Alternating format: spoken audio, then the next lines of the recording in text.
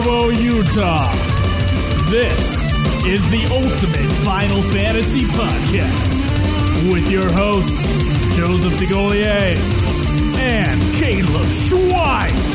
This is Ultima Final Fantasy.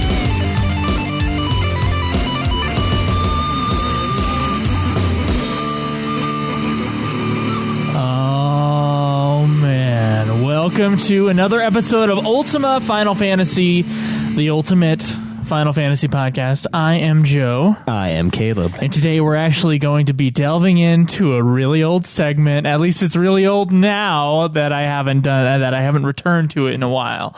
This is the history of Square Enix Part 6. I was a little burned last time. Oh, yeah? Yeah. What is that? Because in an unplanned segment of the episode, I defended the fact that I thought that Nintendo 64 outsold the PlayStation. Right. And I think we corrected it on that episode because I think some Twitch users were like, hey guys, it's the PlayStation did not sell as well.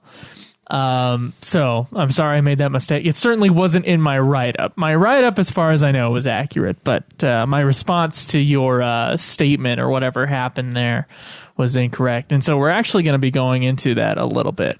So I'm excited, and I hope you guys are excited at home to get started with that. Schweiss, where are you in Final Fantasy XI? I am in the final section of Seekers of Adulan.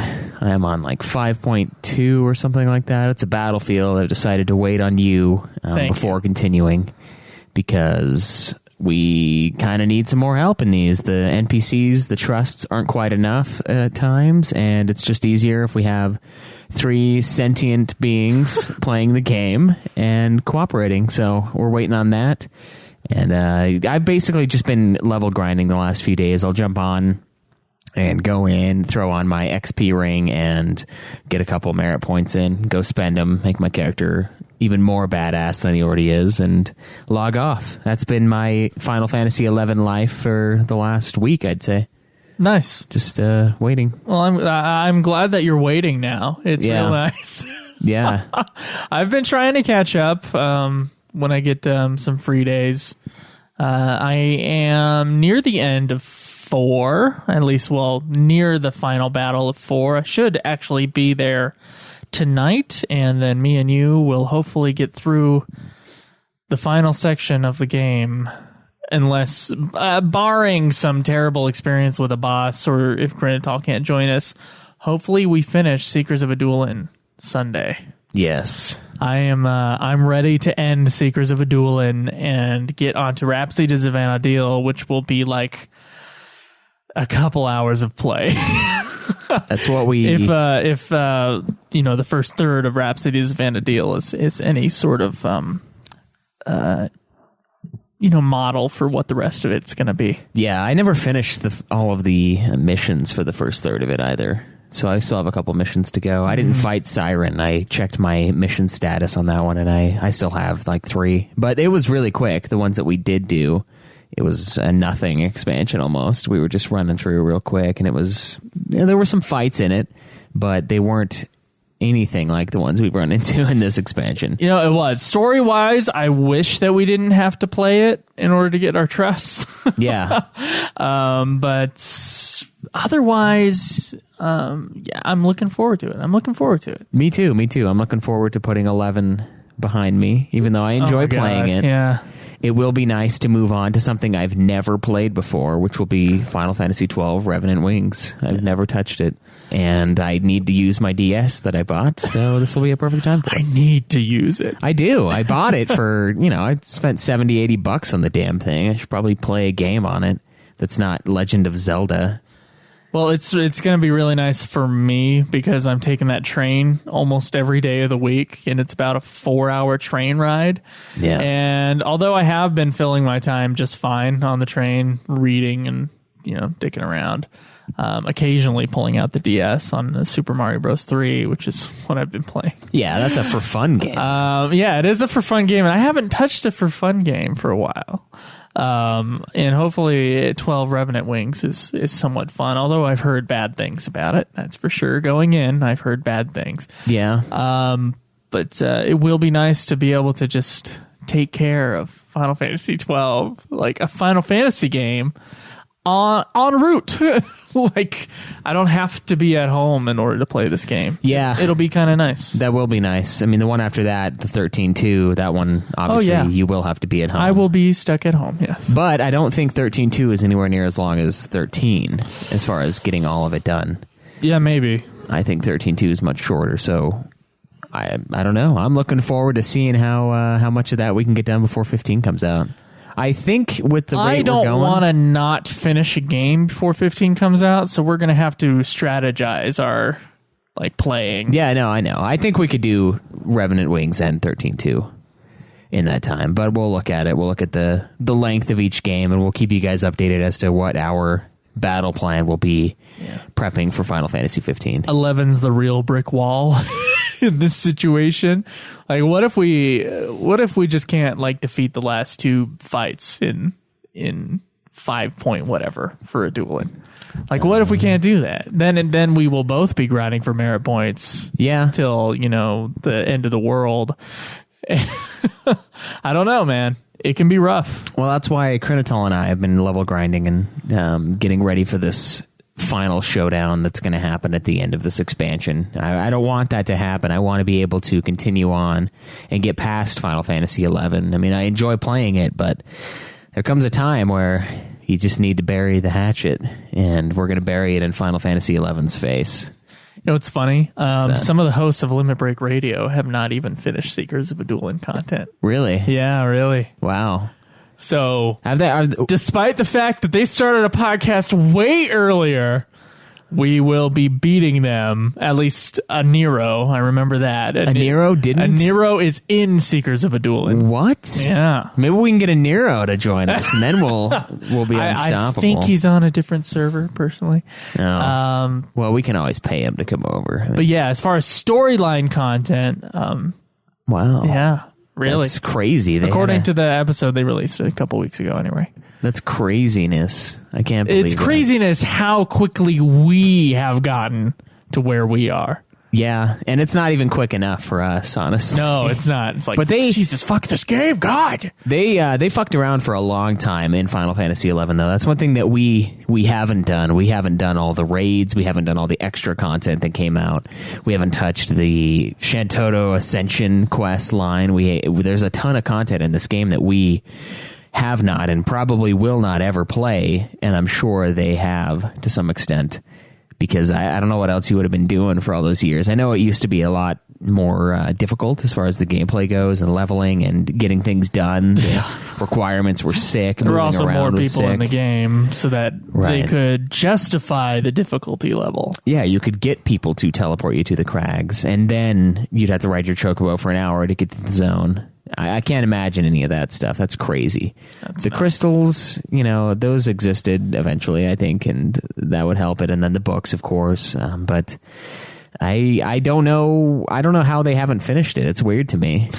That's a strange thing, but that's cool that he's going through it, I guess. If he is. I know Escalia told me that he was running a few of them through the Seekers of a Dueling content, and that was earlier in the summer when I asked him how long the expansions in 11 were, because there's not really any data on that. It's just... No, the data is our data. Yeah, it's 11's huge, and we look at how long to beat, and it's like million hours, Well, I'm at 12 days something of gameplay time, which I don't know how many hours that is. I would have to do math, but, it's substantial. That's probably almost, to say the least. It's going to be almost 300 hours. Because 12 and 12 is 144, but you said you're at 12 days, which means we'd have to double that, so that'd be 288. So you're looking a lot of hours. It's going to be even more by the time we're done. Yeah, it is. We still have God knows how much. I mean, I have a little bit less time than you, I think. We're doing this for you guys, though. Listeners, dear listeners, we are doing this for you. We're doing this for future generations of people that will come and listen to these really old podcast episodes. That's right. This isn't for us anymore. Of us going through all these fucking releases. It hasn't been for us since we finished Final Fantasy XIV. That was the goal in the beginning. This is the main line, the Final Fantasy games. But now it's all you guys. We're in the thick, man. And it's after 11... Oh, I mean, not Kingslave, Jesus. 15? The 14 expansion. Heavensward? I know that one's going to be long, but... I'm looking forward to that. I am looking forward to it as well. I'm going to get my white I was looking forward to 11 as well. For a little while, I'd say. For a little while. And, there are things about 11 I do enjoy. Mostly playing with other people, but 14 will give you the same satisfaction. It does, and there are more people that are playing 14, so we don't have to rely on as many people in 14, because it's a very soloable game, at least up to Heavensward. I'm not sure what Heavensward involves, but for the most part, we could play the game by ourselves, and then occasionally we'll run into a dungeon, and we'll all jump in, play it, get out, and then it's like, all right, well, I'll see you later. I'll be on chat, and we'll just hang out. Goodbye, guys. All right, so real quick, before we get into news, you can find us at youtube.com/Ultimate Final Fantasy. You can go to facebook.com/Ultimate Final Fantasy, twitch.tv /Ultimate Final Fantasy. You can tweet me at Joseph DeGollier. Me at UFF Podcast. And you can support us on Patreon. $1 a month gives you the episodes as soon as we're done mixing them. And be sure, guys, to go to ultimatefinalfantasy.com and join our forums. Real quick, although we've had a lot of people on the forums, not that many people have been asking questions. Yeah, we're running dry. We are honestly... once we're done with today's episode, we are caught up on questions. So if there's anything you've been dying to ask us, or even a question that we haven't answered since like the early days of this podcast, please get on the forums and ask away. We wanna hear from you guys. We wanna discuss whatever you guys feel like we haven't discussed in the games so far. Make sure it's about games that we've played, of course. Yeah. And we're excited to hear from you about that. Let's get to the news. Please, God. News.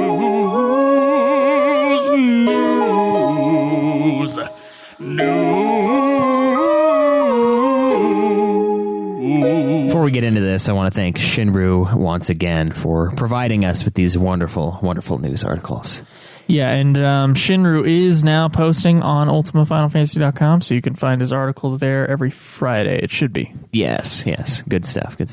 All right, so there's a new Fortune Street game. It brings Final Fantasy and Dragon Quest to PS4 and PlayStation Vita. Final Fantasy and Dragon Quest. That's right.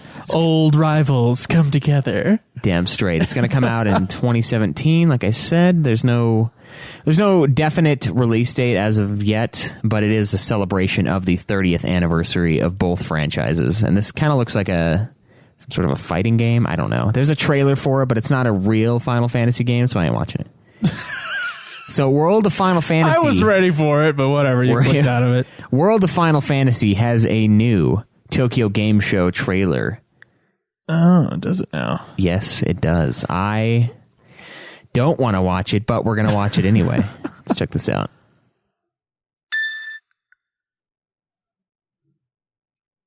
All right. Will you or will you not accept the consequences? Me and Rain? Those the marks on your arms are proof. Oh, it's English. Miracles. The prophecy says that the giants from the hills will collect 4 keys and mount the very heavens, Koopa. Let me introduce the giants from That's the not hills. Dave Mustaine. Something here is not right. Kupo. Something about you. Can you not see it? That mirage with you has been corrupted. Think you got the wrong idea there, pal. Bards! The fuck was with the dance moves? 1,000 years! Did you just add a digit? What fiends? They must be desperate to take this realm away from me. Lucky for you, I would be delighted to take it off your hands. You better not even think about it. Don't you dare This is leave kind us of a down shitty below. trailer, Caleb. Have our mom, right? Yeah. Get her back! Yeah. Accept it? I will not. I think it's got everything a trailer could ever ask for. Look at that Shiva. Way too much dialogue out of context in a non-titillating way. Tantalizing. boring. Well, I do think the voice acting is solid so far. Really? Yeah, I don't mind it. I don't care for it. Well, you're a pissy old man, so. Yeah, that's what I've been told. Alright, so we got some bomb fights here. We've got a nice blob. But these freaks have ruined Grimoire. I have to pay for it all. You have to stop. You mustn't fight. I know you This is want the to. ultimate cameo You game. simply can't. That's what it is. Why did you have to? Upskirt. Why? What? I saw it. I'm not saying I wanted to. I'm not cringing at your dumb comment. Are you cringing at the fact that it existed? I'm cringing at the voice acting. I don't like half of them were the same the fucking voice acting is actors fine. they've always been. It might be the sound mix with the voice acting. Like it's only soundtrack and the voices, and there's no sound coming from the game itself, so it just feels really like oddly out of place and kind of big, and the emotions are just way too high in situations we don't give a shit about yet. Okay. Like, I think everybody needs to, like, take a lesson from the Prometheus trailer and being like, awesome trailer that just gives you enough to make you excited about it. And you don't have to go through, like, half the fucking script of a soap opera. Yeah, that's true. You know, I think in that's order to get us excited for the game. In fact, I thought that was kind of a terrible trailer. I think that's a good point with the Prometheus thing. The trailer is better than the movie, I would say. Like, I liked the movie, but the trailer made the movie seem like it was going to be amazing. All trailers should. It was a good movie, but the trailer was epic. That's true. That trailer, not quite as epic. But then again, it's not a game that we're super stoked on either. So. Well, even the Final Fantasy XV trailers, like, they don't go on for like 12 years with in-game dialogue. That's true. I don't know who the marketing team is for World of Final Fantasy, but they're doing not a great job, in my opinion. Well, speaking of great job, Final Fantasy XII, The Zodiac Age, has another trailer as well. Let's see if this trailer lives up to Joe's uber expectations here. In the faraway realm of Ivalice. Return. Remember where you were in 2006? I do. Playing the fuck out of this game is where I was. Not sleeping. Square Enix presents. Now, the real test is how much dialogue they're gonna shove in my face. So far, it's just showing a bunch of zones from Final Fantasy XII. Just a bunch of environments. We got Vaughn and Pinello, beginning of the game. Graphics look better, for sure. Wayward Souls. They're cleaned up, and I don't know. I'd say they're pretty cleaned up. Change the fate of a nation. Some Garam Scythe Waterway. The Hydro fight. That's a fucking messed up fight. Ridiculous. Yeah, I'm remembering FF12 now. Yeah, it's beautiful, isn't it? In ways. Top 4 FFs right here. In 2017, Judge Gabrand, fight for your freedom once more.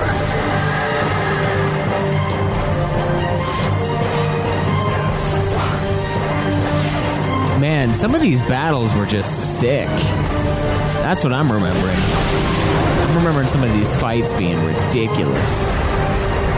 Yeah, look at that logo. Yeah. Final Fantasy XII, The Zodiac Age. I gotta tell you, man, I'm more pumped for this than I am that World of Final Fantasy game, and I don't think anything is gonna change my mind on that. Of course, Final Fantasy XII Zodiac Age is going to be released in 2017, no official date yet. It improves on the 2006 original with high-def graphics and sound, and it has the revamped job system, which I am stoked to give a shot. Oh, boy. I don't know how. I think the job system might make that game more difficult. I think it will. So I don't know. I don't know if I want to if you want to play it. If I want to play it while I'm doing this podcast, that's for sure. All right, so there is a Final Fantasy 15 English voice cast trailer that has been released. Apparently there's a second one, and this is the one that we have right now. Do you want to watch this trailer, or do you care? It's just about them doing their voice acting. Yeah, it's just some behind the scenes. It's okay. We can. All right, so if you guys want to check that out, it is on Gematsu.com. There is a part 1 and a part 2 of the voice cast doing their thing. Mm-hmm. King's Tale, Final Fantasy 15 has new footage that shows off King Regis's moves. Show me your moves. This one I do want to watch. 28 minutes long. You want to watch it? No. I'm going to watch... let's skip it to... right around here, looks like. That you're going to see later on. What is this? This is that side-scroller game that they were talking about coming out with. Really kind of fun banter between... that's bizarre looking. Yeah, this looks like a 2D Diablo. What it looks like is fucking Double Dragon. The game. Yeah, that's true. Well, nothing can look as horrifying as Double Dragon the movie. And so if we get there, if we can get far enough into it, Touche. Companion attacks. Yeah, there's also it looks like an old arcade game. That's what it looks like. Yeah, it does. Cool. Yeah. So yeah, it's going to be coming to PlayStation 4 and Xbox One as an exclusive bonus to those who pre-order any version of the game at GameStop in North America. Thanks, GameStop, dickheads. Yeah, I might actually have to order it from GameStop because I'm going to need my copy after our good friend sends me the Xbox version. Early impressions for Final Fantasy 15 on PlayStation Pro, huh? Yes. So we got some screenshots of the different PlayStation version. Yeah, there's a nice PlayStation Pro there. We've got a cool HD screenshot of a Chocobo's ass, another one of a Chocobo's ass. Apparently the feedback for this has been very positive. Everyone's saying it looks nice and cleaned up, and they're pretty stoked. I don't know if I want to go with another PlayStation 4 quite yet, just to clean up the game, so I'm not going to be worrying too much about it. But we do have another summon from World of Final Fantasy. It is a Sephiroth summon. Let us view. Why are we summoning Sephiroth? Why would you not? It's just a cutesy, cartoony version of Sephiroth. Looks like he's doing his own lyrics, too. Yeah, kind of, yeah. Summoning Medio. See, look at this. This is much more interesting than that trailer. It is, and it's only 30 seconds long.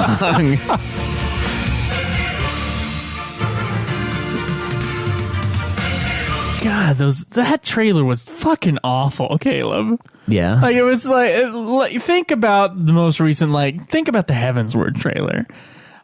Yeah, the Heavensward trailer was incredible. Think about that FF12 trailer. Like, that FF12 trailer was like a mediocre kind of like, this is gameplay and this is the game. It got the job done. And it has a cool logo that gets the job done. World of Final Fantasy trailer is like the world's most boring trailer. Yeah, it didn't really accomplish much. I did notice that there were some return voice actors, which I am a big fan of. I like to keep it real, keep it the same. But other than that, yeah, I don't know. Looks like there's a new website for the Final Fantasy 30th anniversary.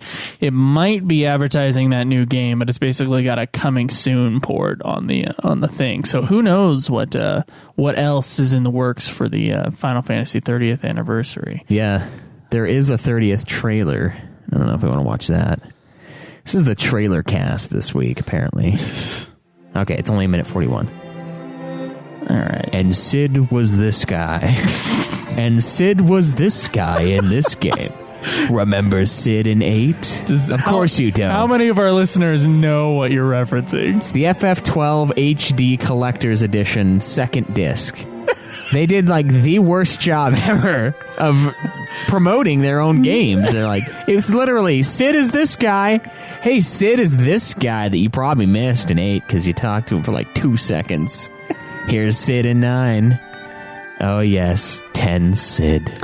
They did something similar to this when Final Fantasy 13 was coming out, where they basically like went through every game just a little bit and then was like, oh, 13 is next. Yeah. I don't know if you remember that video, but it's something like that for this 30th anniversary. Yeah, we're just getting little snippets of the main character, the protagonist, and then just kind of the moving force of the game real quick. Let's see what they show for 11. Okay, whatever. Can you explain to me what a snidbit is? It's a snidbit.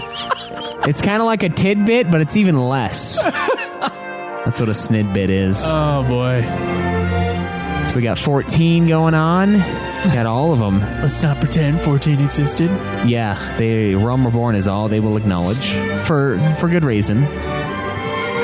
30th anniversary in 2017. That's pretty awesome, dude. Yeah. 30 years, and we've only been doing this show for 2.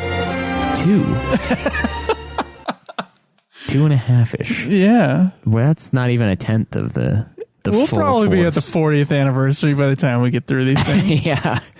Yeah, we will. All right, so we got another Tokyo Game Show 2016 trailer and some screenshots for Final Fantasy 15. Trailer mode active. All this Tokyo Game Show, man. I know, they're giving us a lot of shit. Knocked. Killing you as immortal will bring me scant retribution. Claim the crystal's power. Arise as the true king. The tale begins with the greatest music ever. It's true. You've come for the boats? That's the idea. They're not going out. Oh, that's a new area in 15 I have not seen. The backdrop, yeah, but I have seen this area before. Oh, have you? The docks, yeah, in one of the other trailers. Also, Gladiolus is only 23, apparently. What? Yeah, he looks like a grizzled old man. That doesn't make any sense. Well, he's just been in a lot of scraps, I guess. He's fucking younger than we are. Hold on now. That doesn't line up with Brotherhood. Unless he was like 15 working at the...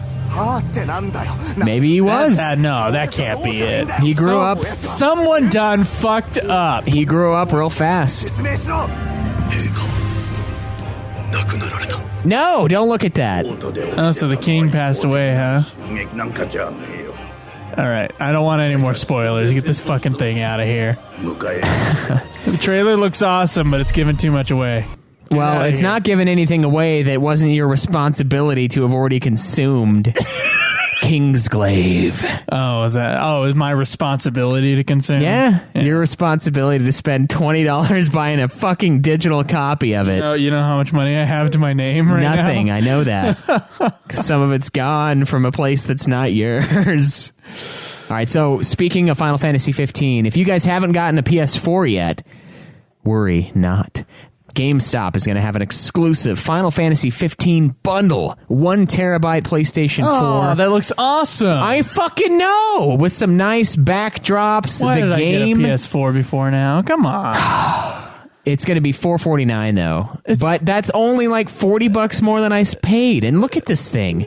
Look at the art on it. Look, there's the Final Fantasy 15 world. There's going to be exchangeable things. There's a 15 controller. The controller has XV on it. It's a fucking custom thing. And we're screwed. We can't have it. I was so jealous of the Japanese players with their PS3 that had lightning on it. Yeah, and now we have the chance and we're not going to do it. No, I'm not going to buy another fucking PS4. Because it's $450, but oh my god, it looks so awesome. I would have totally bought that one. That one looks fucking sweet. I know, dude. I fucking know.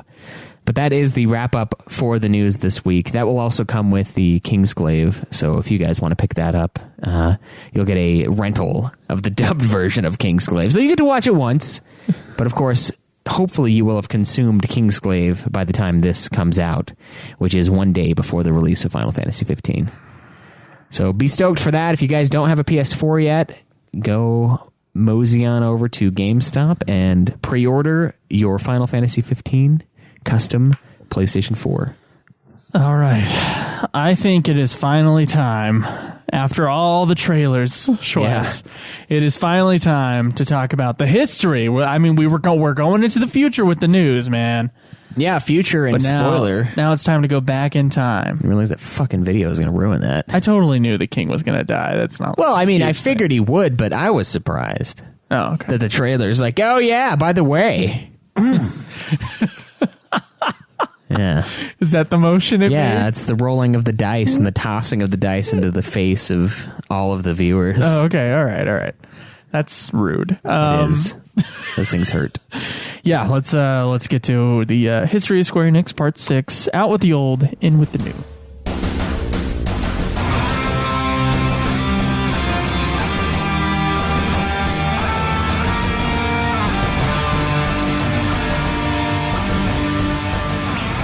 So bad blood between competitors is nothing new in culprit society. Corporate culture, but given all of the lawsuits and the straight-up thieving of the name PlayStation, which I still, like, we talked about it last time, I have no idea how Sony got away with, PlayStation 2 words is Nintendo's, but PlayStation 1 word, my God, that is Sony's property. Yeah. Nintendo and Sony were especially at odds with each other. So Sega's 3D console, and there were a few other consoles that were actually released in the 5th generation that obviously did not leave much of a mark upon the world before the Sega console. Anyway, Sega Saturn was released first to kind of disappointing sales in the 5th generation. And Sony would blow it out of the water later on. I think it was like 2 months later.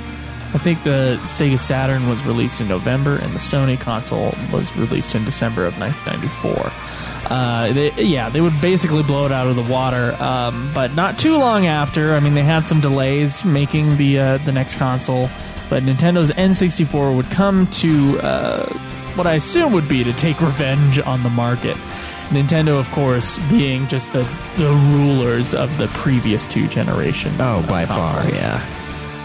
So last time on History of Square Enix, in an unplanned moment in the segment, I did say that the N64 outsold the PlayStation because, frankly, I couldn't imagine a world where that wasn't the case. Well, do you want to hear the actual numbers? I've got the actual numbers. Okay. We'll get to them. So, mostly because when I was a kid, the only consoles I knew of were the Nintendo consoles. Everybody in my circle, my family and my friends, it was all Nintendo consoles, right? Really? Yeah.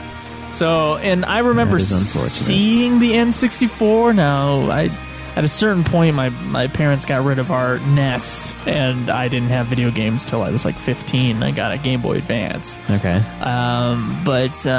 That's how it was, man. It was like everybody that I knew had the Nintendo console. Now, of course, I was a kid, and maybe it's just that everybody who was a child had Nintendo, that had video games, had Nintendo stuff. Yeah, I mean, Nintendo had a big pull for them. They had all the Pokemon games. Yeah. They had the Donkey Kongs. It was a big... Nintendo was in their happy place. They were appealing to the younger audience, so it only makes sense. And even still, the classic games from that 5th generation that I'm more familiar with, they happen to be Nintendo's. So... The biggest selling game of this entire generation, maybe not, but it did at least outsell Final Fantasy VII, which is the second biggest PlayStation game. The biggest selling game on the Nintendo 64, I think, outsold it by like 1 million copies. It was the Super N64 Mario Kart. I think it was. It sold 11 million copies, as opposed to Final Fantasy VII's 10 million copies. Anyway, Super Mario 64, Ocarina of Time, the 64 GoldenEye, but apparently I was wrong, and in the end, and I argue probably because of its head start in the market, and it just solidified itself, the Sony PlayStation would sell much more than the N64. Much more. Oh yeah, it blew it to pieces, really. It blew it to pieces, but technically the N64 was a better system. And it delivered the goods as far as graphics were concerned. Yeah, if you had no value for your thumb's life, sure. Besides that, Sony did have something going for it that Nintendo did not, and that would be cost-cutting CD-ROMs. Now, CD-ROMs to gamers, there was sort of a console war going on with gamers about the CD-ROM, which I believe the Saturn also had CD-ROMs. I think so, yeah. Versus the old cartridge-based systems that Nintendo obviously was still using. Right, and they were superior. I mean, the N64 had better graphics, and it was still using this old school cartridge technology. It's like barbaric. But the processing in the N64 is better. Yeah. So this is where Square Co. comes in. So Square had planned to continue its relationship with Nintendo into the 5th generation. Of course, their flagship Final Fantasy series next entry would begin development as an N64 game because of this. So gearing up for this, Square created a 3D demo of FF6 to test the technology, which I think we've seen video of. Yes. And you can go on YouTube and look. It's just basically kind of pre-programmed battle footage for what would be FF6 in 3D, like a test of it. And, you know, it looks kind of rudimentary, and frankly, FF7 kind of looks, you know, it's early PlayStation, basically. It is, yeah. Despite the fact that it came in 3 years after the PlayStation was released. Like, it's early Square Enix PlayStation, and that's what matters. Or Squaresoft, I guess. Yeah, and 3D games are a new thing, and it's the very first one for Square itself to develop. Yeah, and we can see the advancements they made in just 1 year with 8. So needless to say, having never developed a 3D game before, especially one with the scale of a Final Fantasy game, that's important. So think about how long it takes to beat FF7 and exactly like how much shit is in FF7 as far as areas, as far as characters, as far as pre-rendered videos and stuff like that that went along with the game. And then think about a Nintendo game like Mario 64, which probably takes 8 hours to beat max, and it's the scale is just so much smaller. Yeah. And it's able to handle that. So Square was risking a lot, putting so many resources into this new project, and the price tag was going up and up. So in the end, development costs for Final Fantasy VII reaching well over $100 million would make it the most expensive game of all time at that point. Right. Huge risk for Square Enix, or excuse me, Square Co. at the time. So to make their money back from their giant investment, Square was faced with a tough decision. Keep their exclusivity with Nintendo or make more money. Well, the business choice is clearly make more money. Nintendo is falling at this point. I mean, this is when other consoles are coming in that actually matter. Before the console wars... It's more like Nintendo came in late to this party. They did come in late to the party, but mostly, I feel, and you're probably going to dive into this, the biggest reason is the expense of the cartridges. And imagine a Final Fantasy VII where you had 7 cartridges, because those things don't hold as much as a disc. Now, actually, we'll get into that. Okay. They can actually hold. Can they really? Yeah, they can. They could have held the whole game. The whole Final Fantasy VII game in one cartridge? So the cartridges of the Nintendo 64 consoles did have their advantages. For Nintendo, piracy was never a problem with those cartridges. True, very true. And the games did have better loading times with cartridges than they did with CD-ROMs at the time. But giving the manufacturing and licensing costs, which only scale based on the size of the game. So Nintendo actually had, they actually had this advantage with the cartridges that they can make a game, like almost for the time, almost as big as they want it, because they would manufacture the cartridge itself, like the hardware that held it, for that game specifically. Okay. And I believe there were some games that, required cartridges that were like more hefty, and Final Fantasy VII would be one of those. But that would actually cost Square Enix's profit margin, since it would cost more to make that type of cartridge, and the Nintendo licensing fee would be larger. I guess that does make sense. I mean, you've got 3 CDs. CDs are like the cheapest motherfuckers ever, right? They're the cheapest thing to buy. Or you've got 1 mega cartridge. That's crazy. I didn't realize they could all fit onto one 64 It could have fit onto one. I guess 64 games are pretty big. Specially made Nintendo. And you probably have to get that cartridge. damn RAM thing for the 64, I bet. For 7, maybe. I don't know. Probably. With the cutscenes, perhaps. I'll never know. So, yeah, it was... But given all that expense, the less expensive CD-ROMs of the PlayStation would give Square a bigger profit margin. Right. And, of course, they're pumping in a fuck ton of money into this new Final Fantasy game. Yeah, they need every dollar they can get at this point. And just by the way, guys, there is an inflation margin with the $145 million that 7 costs. It's about $213 million in today's standards, which is really high for a video game. Yeah, it's the 3rd most expensive game ever. I mean, that's only like 30 or 40 million behind Grand Theft Auto 5, which is ridiculous. Because that game, they had like full buildings with characters on it, like for a while. I know 13 did that as well, but you know, that was 13's sick. scope is smaller, and I don't think 13 costs nearly as much. Oh, no way. Yeah, and the 13's not even close to that. You know what's funny? Final Fantasy X, I think there's a number out there on the internet, and I think it's accurate. Final Fantasy X cost, I believe, like $20-something million to create. And like they added voice acting, and it was also on a new system, but my God. I'm seeing 32.3 looking it up. Okay, that is way cheaper. Way cheaper than FF7. And I don't even... That's not even like inflation adjusted. It's just... Yeah, 10 and 10-2, over 14 million copies. I think 10 has made him more money easily then. Yeah, maybe a bigger profit. As far as profit margin goes, yeah. Yeah. Wow, that's crazy, huh? That is pretty sick. Like 10 is a huge advancement over the rest of the series, and for a budget that small, I mean... Well, Jesus. in comparison. In comparison to the other games things. only recently have games started to have like with the exception of FF7 back 10 years before these other games that have the huge price tags.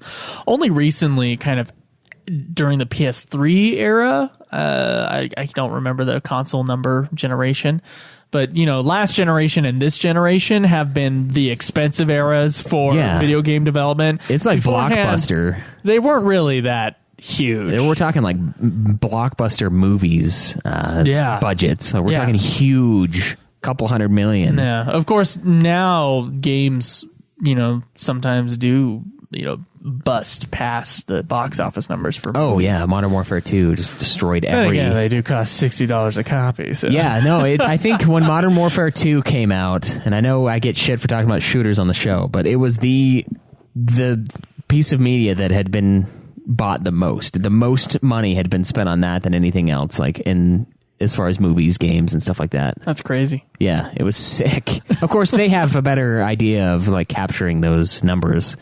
Other places don't really care quite as much, but anyway, sorry. So on December 11th, 1996, this was published on IGN. Sony announced today an exclusive multi-title publishing agreement with Square. This agreement will grant Sony full North American publishing and distribution rights to Square's PlayStation product line, including FF7, Final Fantasy Tactics, a strategy game, and Bushido Blade, a weapon-based fantasy game. So Sony just goes, hey guys, we got a deal. So technically FF7 wasn't the first Square game to be published on the PlayStation, and that would actually be Tobal Number 1, which is a fighting game not developed by Square, but distributed by Square. That was developed by Dream Factory, which is a name that we should be familiar with by now because they worked with Enix. With characters designed by the famed Dragon Ball Z guy, Akira Takarada. Yeah. Or, excuse me, Akira Toriyama. Akira Takarada, someone else. Isn't that a film guy? Yeah, that is. Okay. Which included with it a demo disc of the upcoming Square-developed PlayStation games, including Final Fantasy VII. And Tobal Number 1, I think it sold a little under 1 million copies.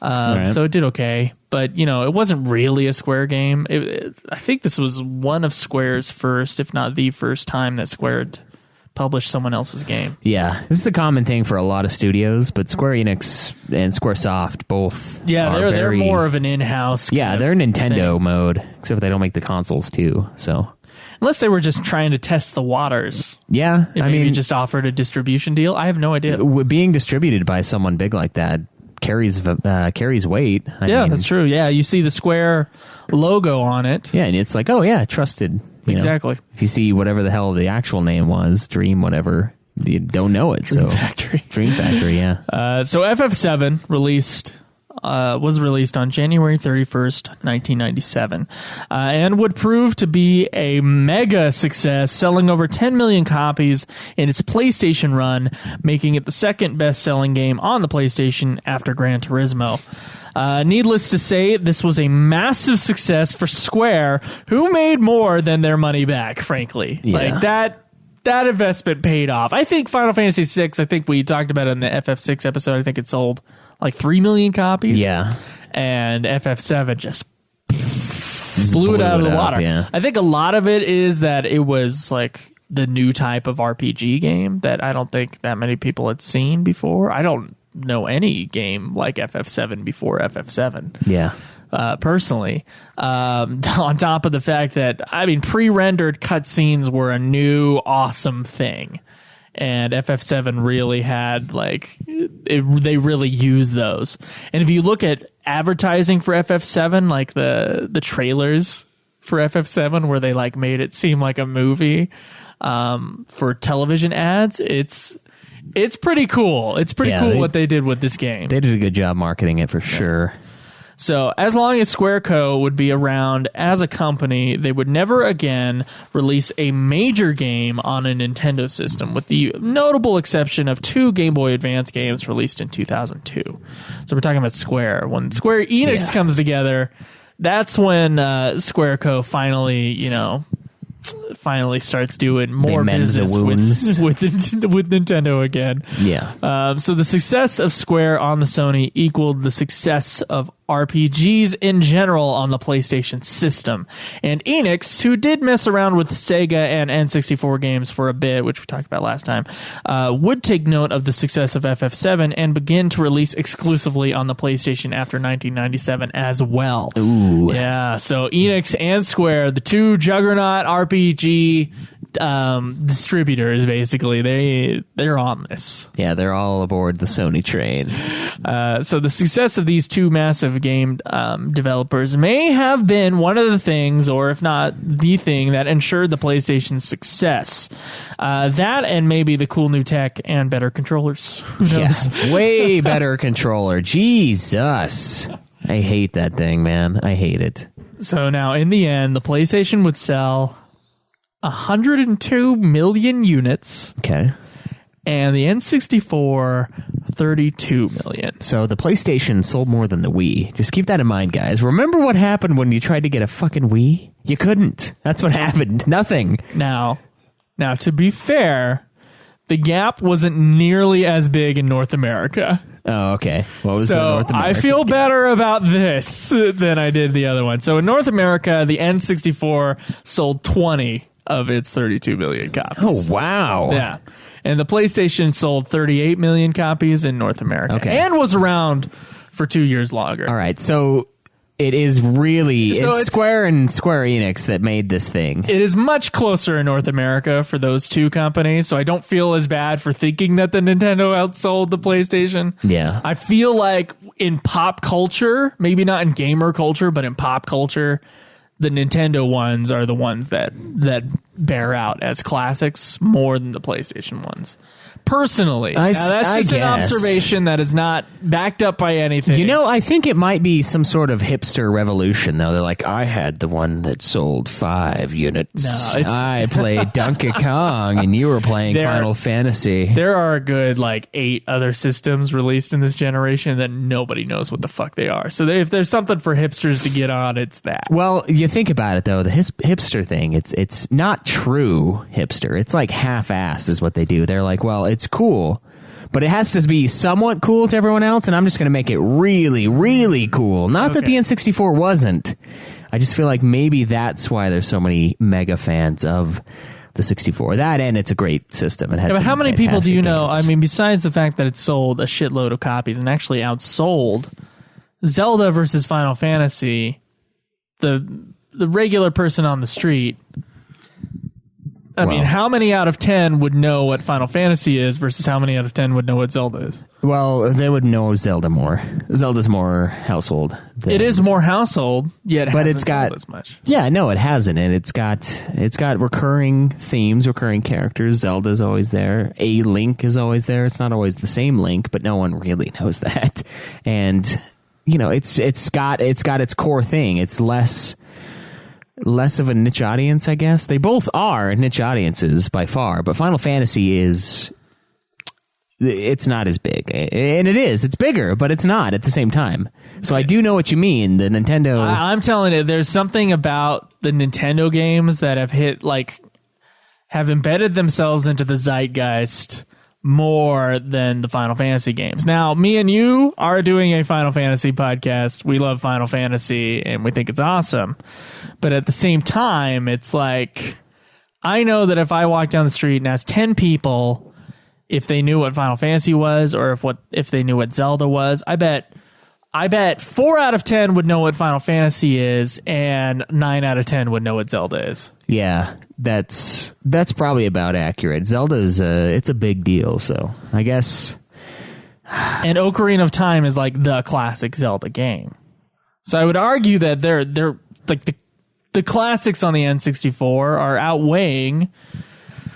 I think Mario Kart is outweighing Parasite Eve, frankly. You know what I mean by that? Just in terms of time, at least in North America, it seems to be that way. Yeah, I think Parasite Eve is better, but it doesn't matter. So right now, it looks like the totals for sales. Now, it's not as bad as we thought. Final Fantasy series sold 118.6 million. Mm-hmm. And Zelda's at 84. So really, that's not that big of a gap, honestly. That's an understandably sized gap. And if we look at what you just said about the sales between North America and Japan, it does make more sense that if we walked around North America, where it was only a 12 million difference, more people would know Zelda than Final Fantasy. Even though Final Fantasy is bigger here than it is in Japan, it's so spread out. And it is true. When I think about it, more people that I remember from my childhood had a 64 than a PlayStation. I had the PlayStation. It's bizarre. It's bizarre for me to think back and go, wow, the PlayStation outsold it? By a shitload? Because in my experience, it's been like the opposite. Yeah, I don't know. Of course, a lot of my friends from high school, I always had groups of friends that I would travel between. I got one group of friends that are all Xbox players. Yeah. Then I have another group of friends that all PlayStation players. And they just don't mix. And so the people who are playing in those Xbox things probably thinks that the Xbox is like the biggest, most awesome system ever. True. Right? I did have and then we're in the PlayStation group right now, so we think that the PlayStation is, which it is, the best system ever. Yeah, I had a friend who was convinced that Halo outsold Final Fantasy as a series, and I'm like, dude, there is no way. No. Not even close. Halo 2 probably. I think Halo 2 beat FF7, but probably, yeah. Yeah. But as a series, I'm like, dude, there's only 2 games right now. Do you really think it's outdone 11, 12 games? So it is. I don't know, that's some sort of presentism thing where Halo 2 is the biggest thing right now, and thus. Oh, it was a big deal. There's no doubt. Whatever happened 7 years ago doesn't matter. Yeah, I guess that's true. Does that make sense? I think it's time to move on. Next time we'll look at the games Square and Enix released after 1997 through this 5th generation of video games and before the PlayStation 2. So I'm excited to go through those games with you guys, but to clear up the Sony versus PlayStation thing is what I got. The Sony versus PlayStation thing. The Sony versus PlayStation thing, which we started talking about last time. But I think you mean... Nintendo versus now they're kind of separated because Sony sucks and they don't want PlayStation to die, so they've divvied it off of the company essentially because Sony can't make money anymore, which sucks. But yeah, sweet. Let's get into a question. The only question left.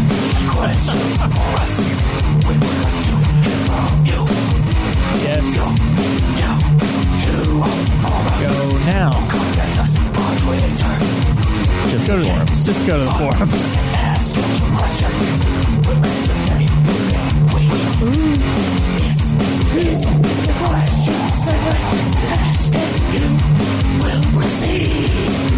Man, this is one from Cloud. It says, if you play one style of FF game for a while, do you tend to miss the other styles? When I say style, I refer to some denominations such as FF1 through 6 is one style, 7 and 9 loosely seems like another style. Maybe 10 is included, depending on his mood. 12 and 13 are so different that I don't consider them together or even remotely like the others. Obviously, you can partition this in other ways. Pick what your heart desires. Other ways to do it might be, I've been playing job class style for a while. I really miss a game in which I have a character with fixed job class. We have that one now. But I feel you. For example, did you love playing the After Years, having been through the modern games? Did you crave playing any game of the later styles while you were in the early games? Or, by contrast, are the games so independent and different from each other that there is no style? Dun, dun, dun, dun. I gotta say, it moves on in a linear time fashion. So, with the exception of kind of the gap between 10 and 11, which I think is the biggest creative gap between any Final Fantasy game through linear time. Yeah. I think that they usually do kind of blend into each other. I think there's a lot of 6 in Final Fantasy VII. I really do. I mean, looks-wise, it's not there at all. I mean, FF7 is, of course, closer to something like Resident Evil with the fixed camera, and it's 3D and all that other shit. But something about the tone of FF6 is there. Something about the scale of FF6 is in FF7.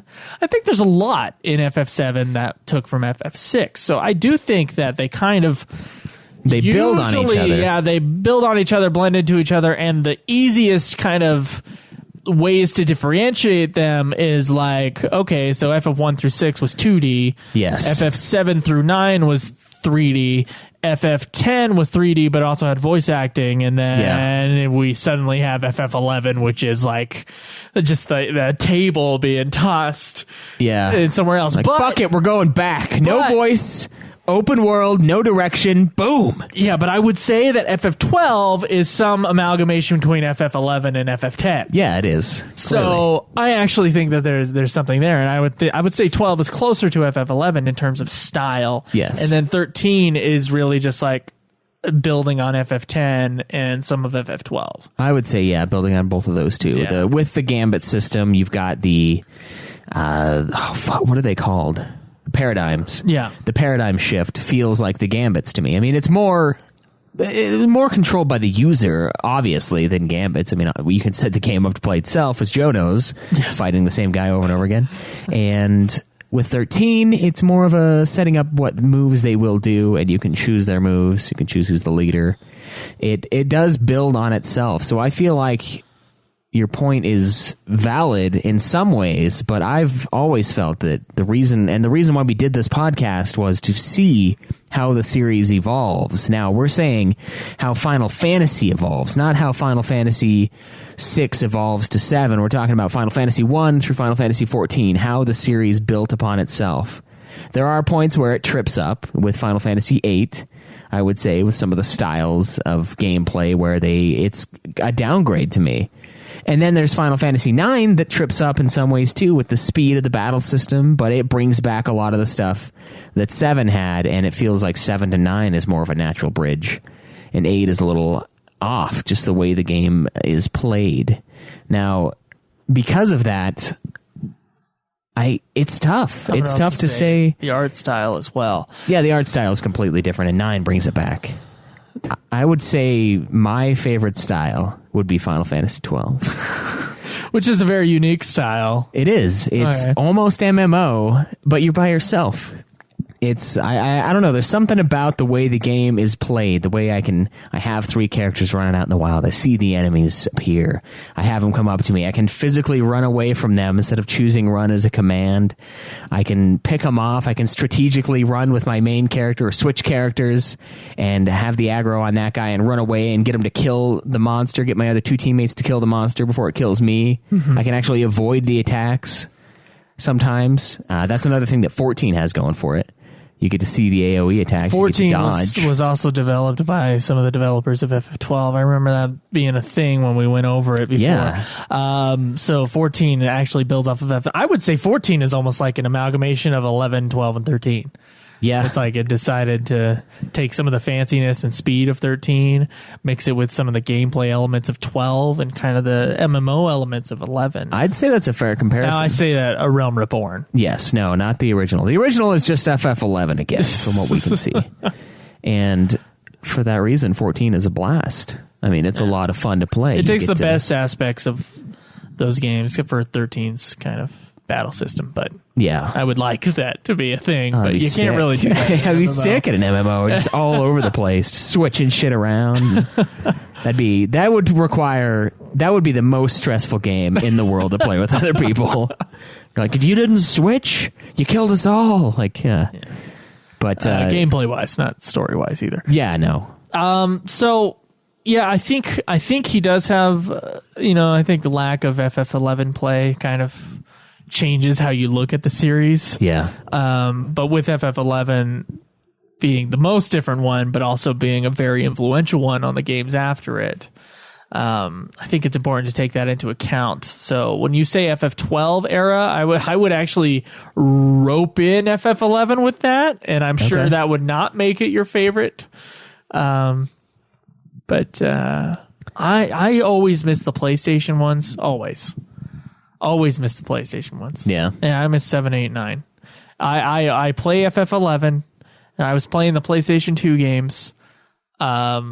And even when we started the podcast, I was excited to get to the PlayStation games. Oh yeah. Those are like, that middle section is just where it's just golden. Yeah, I agree. 7 through 10, I would say, early PS2. Yeah. Perfection. Even with FF8, which I've played, until FF11, I'd played that one the most. Yeah. Nothing competes with 11. Nothing's going to get in its way, I don't think. Maybe 14 in the end. I don't know. Maybe. In the end, maybe.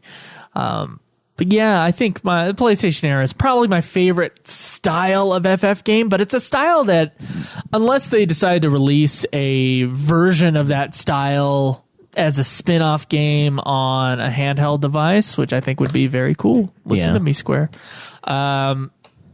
We're probably not going to see again. No, it's a style that has come and gone, and it is unfortunate. 7, 10, and 12 were the 3 games I was looking forward to playing the most when we started the show.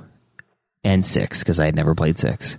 But as far as coming back to a game, those were the 3. And I think I was most excited to come back to 12, honestly, which is sick, but because I had never gotten the Order of Ambrosia title for my clan ranking. I just never got there. It's a couple things I had to kill, and I never did.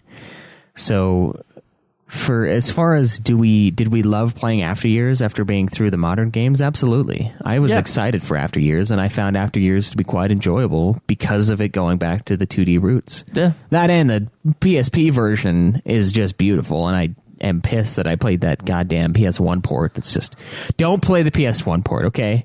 Medio, that like cuts off the end of words, and it's not pretty, okay? Get the one on the PlayStation Portable. Had a guy ask me through the Geekdom Entertainment Contact Us page what version of 4 he should get, and it's just automatic. Get the one on PSP.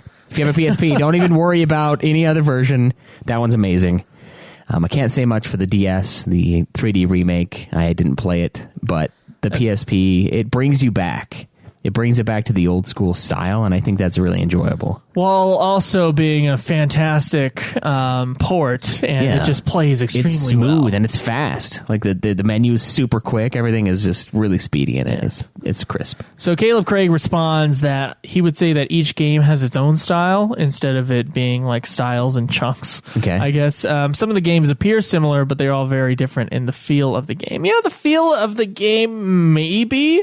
I think there's something about the visual aspects that separate different Final Fantasy games that it's hard to ignore. I think FF7 and FF9 are very close visually, and FF8 is kind of close in there. And I would say the same thing with FF4 through FF6. Yeah, there's always differences. FF6's character designs are bigger. Yeah, they're way more realistic looking, which is different. Yeah, but at the same time, there's still sprites. There's a style in there. They just have normal sized bodies this time. Stolas would said, minus the character models, FF9 was my favorite style. I just tend to like pre-rendered backgrounds in general. They had way more depth to them than FF10 or FF11 or FF12, he says. Yeah, I don't know. 12 has some excellent depth in the areas. Every area has 3D models. Like, I don't know if I like it more than the pre-rendered backgrounds, but you can see everything. It is literally there. It's a totally different style. It is. It's more Western. One's not more than appealing to me than the other, I guess. The kind of they're kind of both Western-y. FF9 and FF12, but more 12. FF12's because of its realistic nature. In a way, yeah, it's still magic, but it's still magic based, and there's still bunny women. Yeah. Oh god, yeah, there is. And it's kind of like more mellow tone of colors. I would say, yeah, I think there's a difference there. Yeah.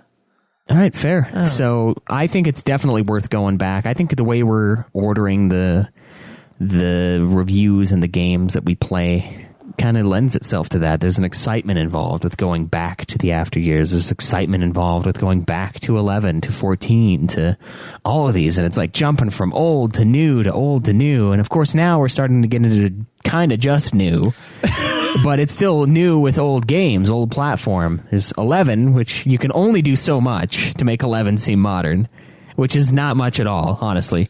But we're getting into the newer expansions and it's like evolving in a way. And it's interesting, and that's something that I feel like it is, yeah. After Years did with 4, and it's kind of, I think it's fun to bounce between them. I think it's sweet to go, even from 4 to Crisis Core. That was like a crazy mix up. It's not even the same kind of game. And I think it's a lot of fun doing it the way we've done it. All right, so Schweiss, it has been a few weeks, but we have fucked up a few times. Yes, we have, and perhaps we should talk about it. All right. Shure SM58 microphones, $200. Adobe Audition software for mixing episodes, $30 a month. Libsyn hosting fees, $20 a month. A weekly FF podcast with great listeners, priceless. There are some things money can buy. For every other nitpicking motherfucker on the planet, there's the correction segment. That may be my favorite jingle. It's a good one.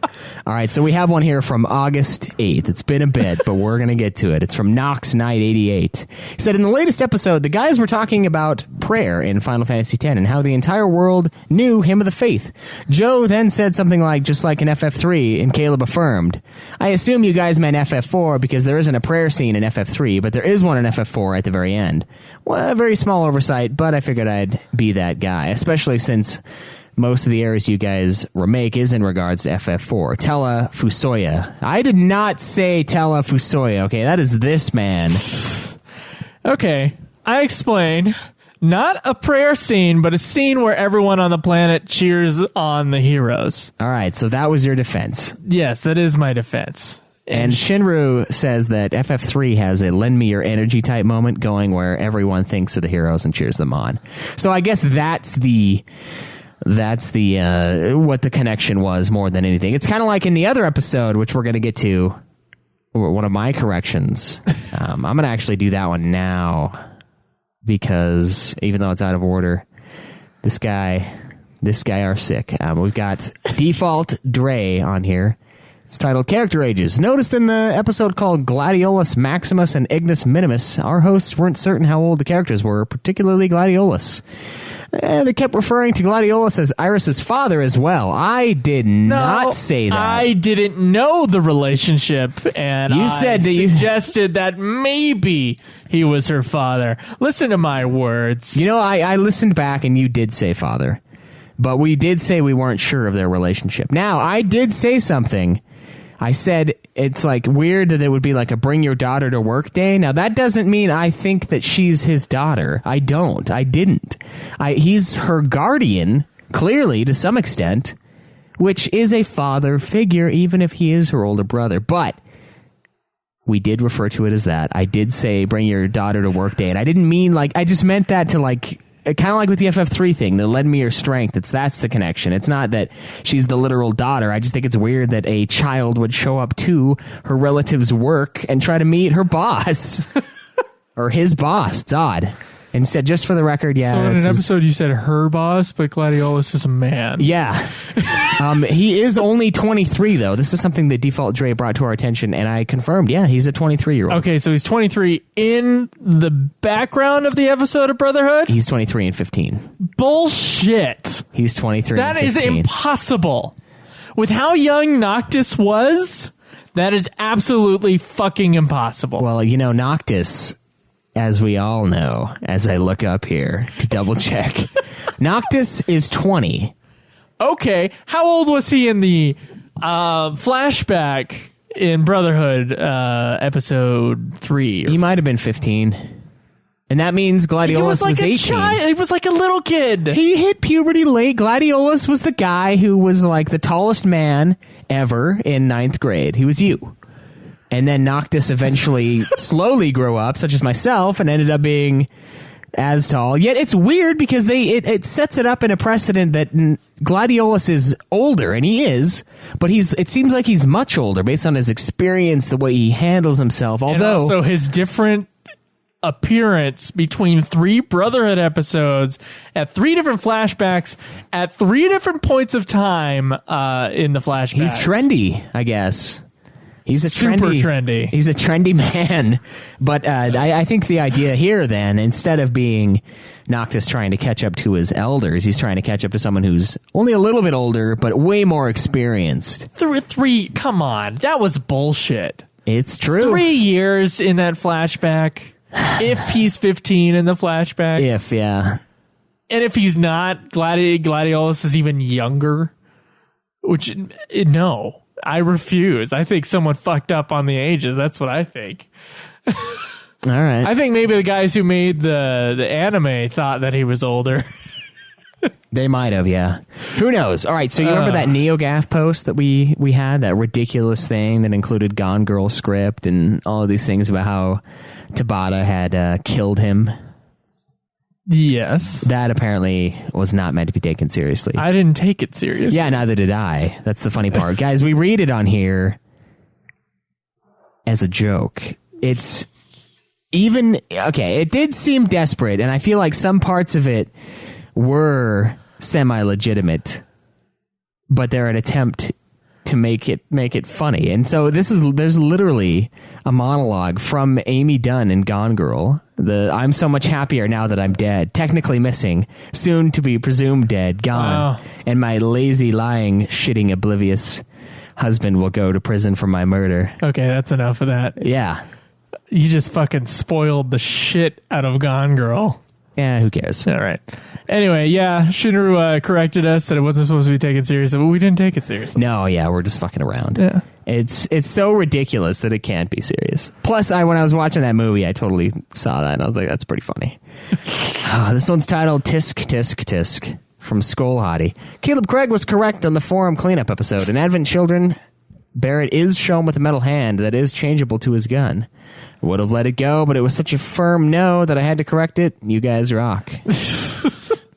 So I think now we have images where, yes, in fact, Craig was right. I remember it being not us. I don't remember it being Advent Children. I remember it being the 7 thing. It was Advent Children. Was it Advent Children? Oh, so because it was in the 7 thing, and we were like, oh, that's cool. They're doing this. And Craig's like, yeah, they did an Advent Children. Both me and you fucked up. Yeah. We done fucked up. Well, you know what? I just didn't remember. The last time I watched Advent Children, I was shit-faced, so for good reason. We've both seen it like a number of times. It's true. I would have never remembered something that tiny. That's ridiculous. I know. Thank you guys for calling us on our bullshit, and no thank you to Skull for supporting Caleb Craig. We do have some responses to a very, very special question from us to you.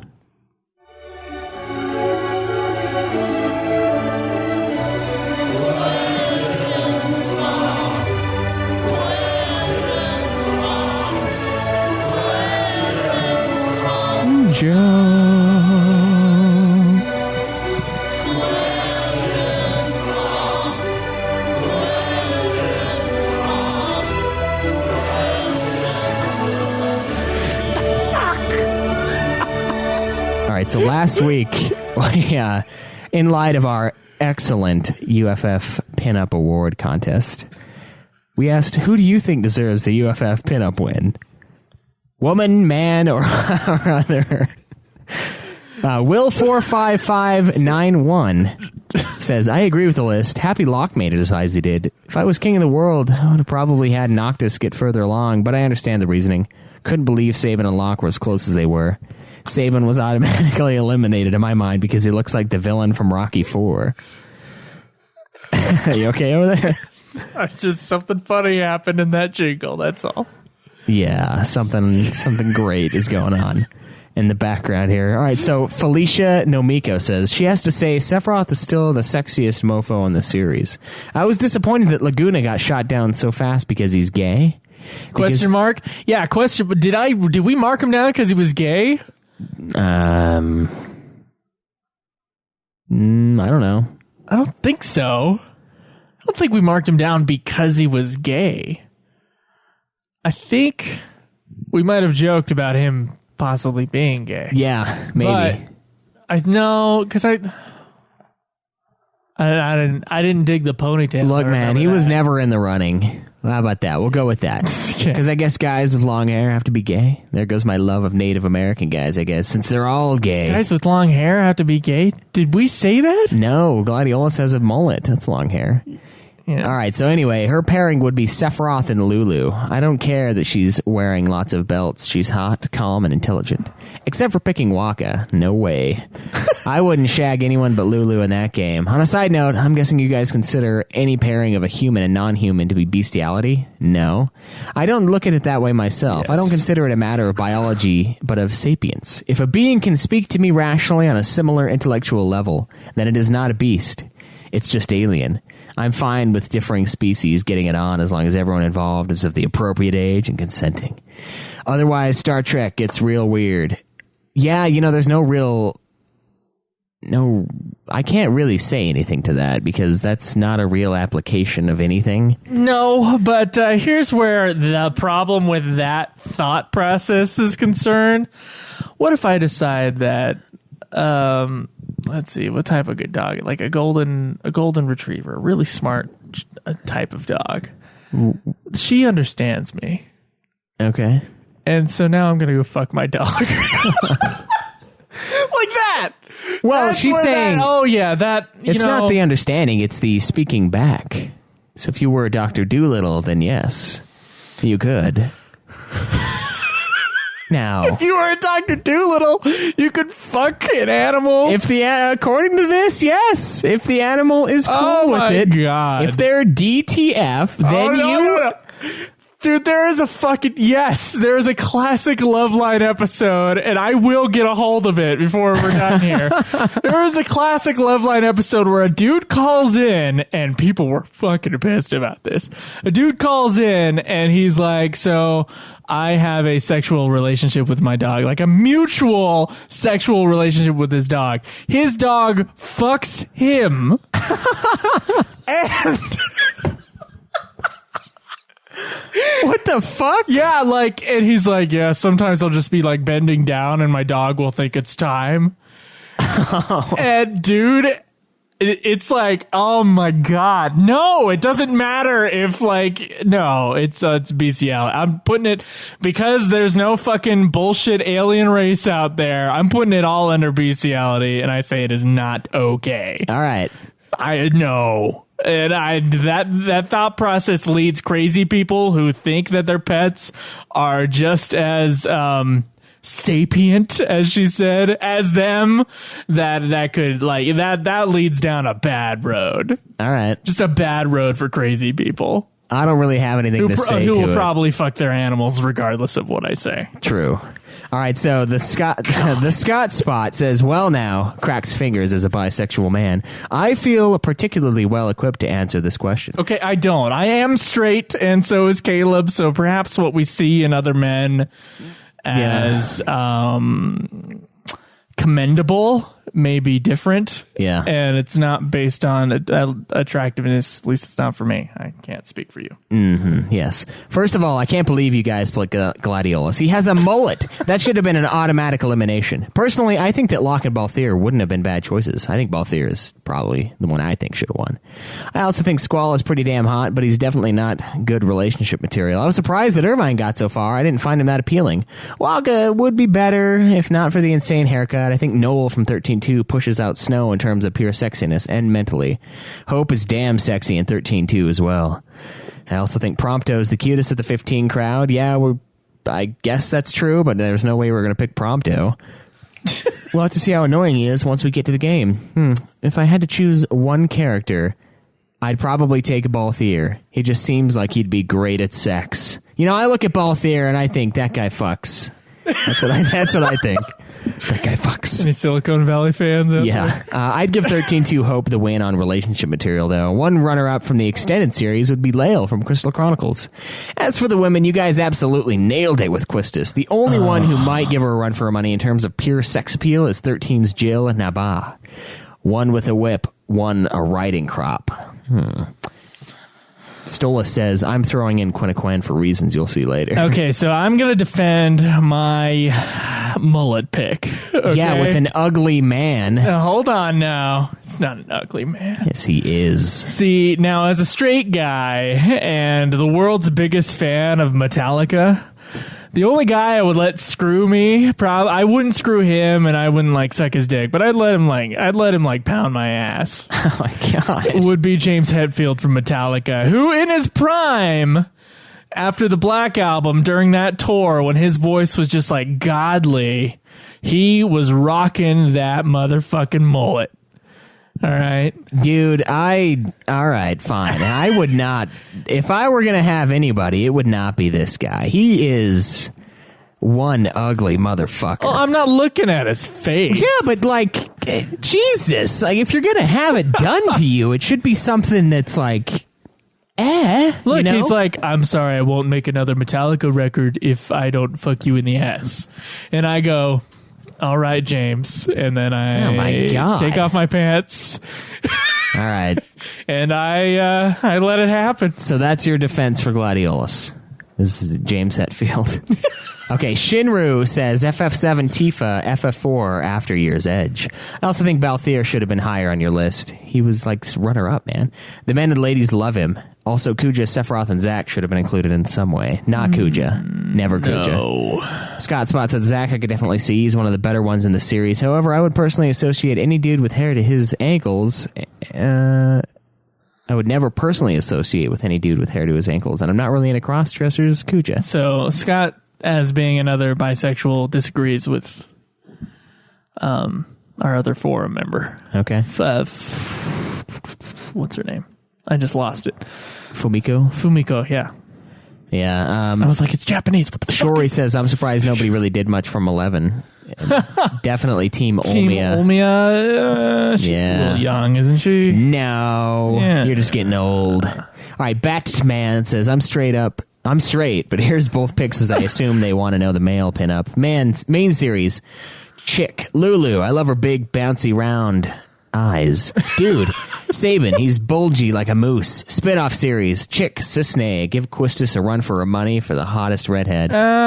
She's alright. Yeah, dude, Zach, the dude can do a shit ton of squats. Oh, that's what he likes. Yeah, I need those thick legs. He needs them squats, boy. All right, we got a question. I'm listening to this. Hold on. I'm James. Yes. Hey, you're 21. Yes, I am. What's going on there? Well, I had a question for you and Dr. Drew. I'm what you would call a zoosexual. How's that? I have consenting and loving relationships with animals. There you go. That may be the greatest episode of Loveline, and you guys can check that out on lovelinetapes.com. It is the highest rated episode, January 15th, 1998. Wow. So if you want to listen to some fucking funny bestiality shit, which may not be that funny to you guys, I understand that. It's really not funny, but it is. This dude, this situation, and the jokes being made on this guy's expense are hilarious. Oh, I don't doubt it. God damn. We gotta like listen to that whole thing twice. I gotta show you this. All right. It's amazing. What are you going to ask the listeners this week? Well, this week, guys, we will be reviewing the final public episode of Brotherhood, which came out yesterday and is coming out on YouTube today as of recording this episode. So you guys got a week to finish watching all 5 parts of Brotherhood, and we will do a Brotherhood wrap-up episode at some soon point after that. So if you could let us know what you thought of the Brotherhood series. I know there's a part 6 in the deluxe edition of FF15, which we will get to at some point. But we'll do when a we separate get the deluxe edition. We'll do a separate episode for that. All right. Good question. Good question. All right. So we do have an iTunes review. It's true. You guys are saved this week. Rejoice.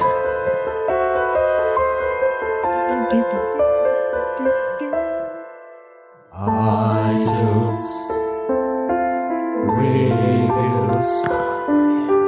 iTunes reviews. Oh, yes. I only checked the North American release reviews, this week. But we do have 2 of them, so please love on Dr. Lolly 3289, a 5-star review titled Awesome Show. You might think to yourself, how in the hell can you create quality content on a weekly basis just based on Final Fantasy? Well, the answer is you can't. Only hosts Caleb and Joe can. Crinital disagrees. Yeah. According to a conversation we had last Go night. ahead and start your own. We'll see how it goes. Yeah. Fun stuff. All right. This one is Ultima is Greater Than Ultimate by RD827. Rating 5 stars. Recently picked up on podcasts a few months ago as Pandora likes to play the same songs over and over and over and over again. Well, maybe change the channel. Get rid of Pandora and get Spotify. I'm telling you, Pandora can die.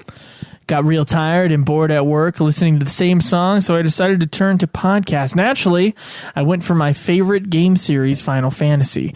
I found a couple of other podcasts that were deleted really fast. The commentators were absolutely horrendous. Can't imagine who that is. I stumbled onto Ultima. Finally, hosts I can stand. Joe and Caleb are great. I was able to really relate to the two. After discovering the show, I went back and listened to every episode. Oh, jeez. really enjoy the review episodes. It's nice to hear their opinions of the games. Really enjoy tuning in every week and listening to all they have to say with their inappropriate humor. Thank you. Very much so. Yes, today. especially today. Yeah. Can't wait for them to get further into the series and expand onto other titles, especially the Kingdom Hearts series, which will be near the end. By yes. The way. Keep it up, guys. Thank you very much, those who gave us our iTunes reviews. Schweiss, I think that's it for this week. I think it is. Yeah, guys, make sure to check us out at UltimaFinalFantasy.com. Please join our forums. We need questions. Oh, you know what? Questions. It's not it. We forgot to thank one of our new patrons. Oh, I was about to, but you can do that. Okay. Well, support us on Patreon. Yeah, support us on Patreon. $1 a month gets you the episodes a day early. And if you pledge even more, like our good friend Scott Stenlake did this week, we'll have you on an episode. Looking forward to that. We owe a few people some episodes. Trying to get those lined up, but some of you guys aren't responding to me. We want to set it up. Tisk. How close are we to the next goal, Schweiss? $2 away from pulling Dave off of his tour. to record Suteki Dene, the Final Fantasy X wonder. Oh man. Yeah. So go on there, push us over the edge, and we will provide that song. Okay. All right. You can also check us out at twitch.tv/Ultima Final Fantasy, youtube.com/Ultima Final Fantasy, facebook.com/Ultima Final Fantasy. Guys, we respond to everything, so just, talk to us on all these different platforms. You can tweet me at Joseph DeGollier. Me at UFF Podcast. And I will read it. Once again, we need questions, so please get on the forums and ask. And if you're not comfortable asking there, you can always give us a question on our contact page on the website, ultimafinalfantasy.com, where you'll find all of that, the forums, everything else, all of our other shows, Nude Clan, Super Sexy, Godzilla Podcast, even the old dusty getting fat episodes are there, so you can check all of that out and more. And please, the phone line. Please use the phone line. 385-204-3921. That's 385-204-3921. One quick announcement. Me and Schweiss are going to be working on a thesis short film called Emmanuel's Song, which is about Brian David Mitchell and this incredible, intense interrogation with police, and we will be starting a Kickstarter for that in the next coming few weeks, so you're going to have more information on that. And I'm sorry guys, but I'm going to advertise for it on every episode of the show until we get that movie funded. Yeah. So if you're not aware of what that is, there is a thing in the forum that you can look at, but yeah, we're gonna start campaigning for that soon, so get excited for that as well. I know it has nothing to do with Final Fantasy, but me and Schweiss are Gonna be working on that for the next year. Yes. Well, I think that's it. We will see you guys next week. Yes, we will. Until then, enjoy the grind. This has been another production of Ultima Final Fantasy, the Ultimate Final Fantasy Podcast. The show was produced by Joseph DeGaulier and Caleb Schweiss, with music and editing by Joseph DeGaulier, parodies and clips from their respective authors, of course. You can get all of our episodes as well as our Let's Plays at ultimafinalfantasy.com. You can also contact us on Twitter at UFF Podcast, as well as our contact page on our website. Be sure to subscribe and review our podcast. Your reviews may get read on the show, and look forward to the next episode of Ultima Final Fantasy, the Ultimate Final Fantasy Podcast.